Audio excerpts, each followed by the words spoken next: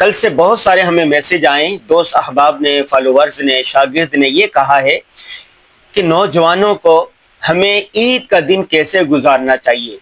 دین اسلام جب مکمل ضابطۂ حیات ہے، پیدائش سے لے کے موت تک قدم بقدم رہنمائی کرتا ہے، یہ بھی بتاتا ہے کہ اگر غم آ جائے تو اس کو کیسے کرنا چاہیے، اگر خوشی کے دن ہو تو خوشی کیسے منانی چاہیے۔ دین اسلام میں کیا ہے؟ دیکھیں، دین اسلام میں خوشی کے دن مقرر ہے۔ عید الاضحیٰ کا دن خوشی کا دن ہے، عید الفطر کا دن خوشی کا دن ہے۔ رسول اللہ صلی اللہ علیہ وسلم نے اپنی حیات مبارکہ میں یہ خوشی کے دن منائے۔ سب سے پہلے بات یہ ہے کہ صبح سویرے اٹھنا یہ مستحب ہے، مسنون عمل ہے، اور شریعت کے مطابق اپنی آرائش کرنا، خوبصورت اپنے آپ کو بنانے کی کوشش کرنا، ٹھیک ہے۔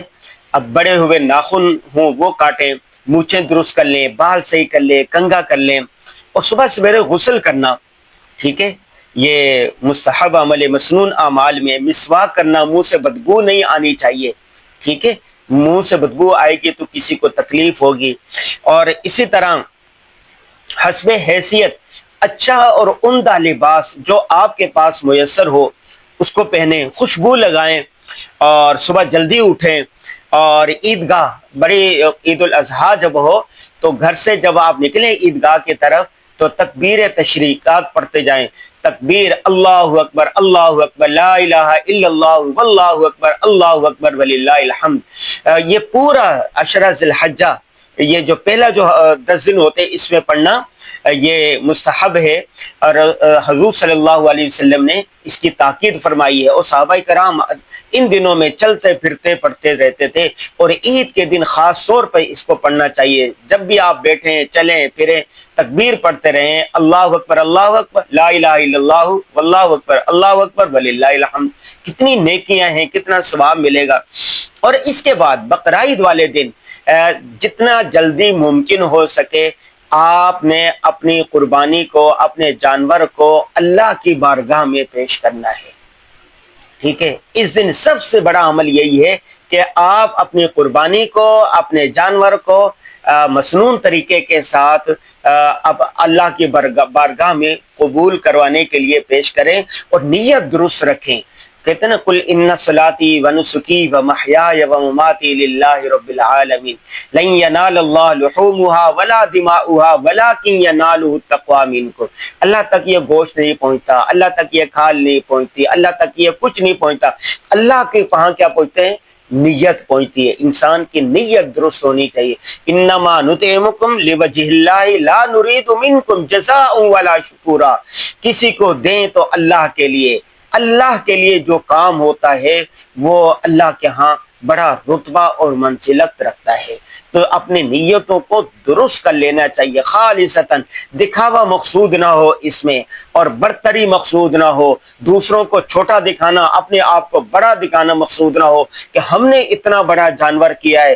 نیشو اس کی جو وہ ہوتی ہے، فخر ہوتا ہے، اس پر فخر نہیں کرنا چاہیے۔ اللہ کے ہاں یہ بڑا جانور چھوٹا جانور کچھ نہیں ہے، اللہ کے ہاں تو نیت دیکھی جاتی ہے، اخلاص دیا جاتا ہے، تقوی دیکھا جاتا ہے۔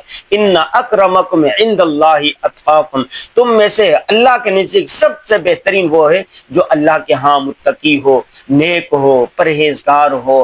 اور دوسری بات یہ ہے کہ جب ابراہیم علیہ السلام نے اسماعیل علیہ السلام کو ذبح کرنے کے لیے لٹا دیا تھا، اس وقت کیا کہا تھا؟ وہ دعا پڑھنی چاہیے، انی وجہت وجہی للذی فطر السماوات والارض حنیفا وما انا من المشرکین۔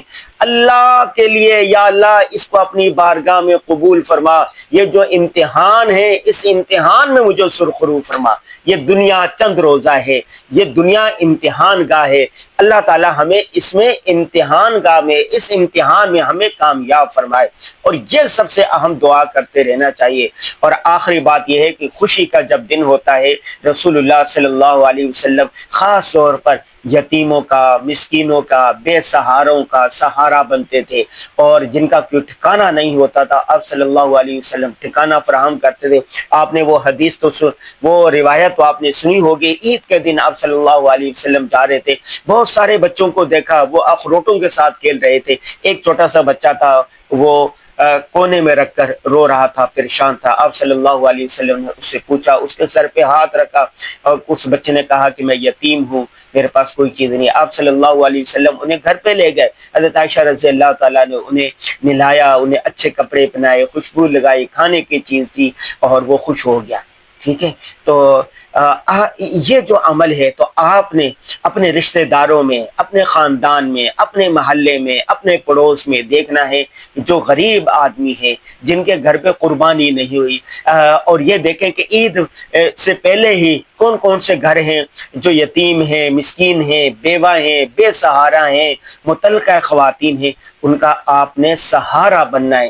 یہ جو آپ سہارا بنیں گے اور اللہ کے لیے بنیں گے، ایک ہاتھ سے دیں دوسرے ہاتھ کو خبر نہ ہو، تو اللہ کے ہاں اس کا بڑا رتبہ ہوگا۔ تو آپ نے عید کے دن، چاند رات کو، اس سے پہلے اور اس کے بعد بھی اپنے غریب رشتہ داروں کے ساتھ تعاون کرنے میں دوہرا ثواب ملتا ہے، ایک صلہ رحمی کا ثواب ملتا ہے۔ رشتہ داروں کے ساتھ صلہ رحمی کرنے کی بڑی فضیلت، بڑی عبادت ہے، اور دوسرا غریب کی مدد کرنے سے۔ اگر زکوٰۃ دے رہے ہیں، آپ عطیات دے رہے ہیں، ہدیہ دے رہے ہیں، تو بھی آپ کو دگنا ثواب ملے گا، ایک صلہ رحمی کا اور دوسرا غریبوں کی مدد کرنے کا۔ بہت سارے لوگ ایران توران میں دیتے ہیں، اتنی دور دور جا کے خیریت دریافت کرتے ہیں، ان کو ہدایہ بھجواتے ہیں، تحفے بھجواتے ہیں، لیکن چراغ تلے اندھیرا۔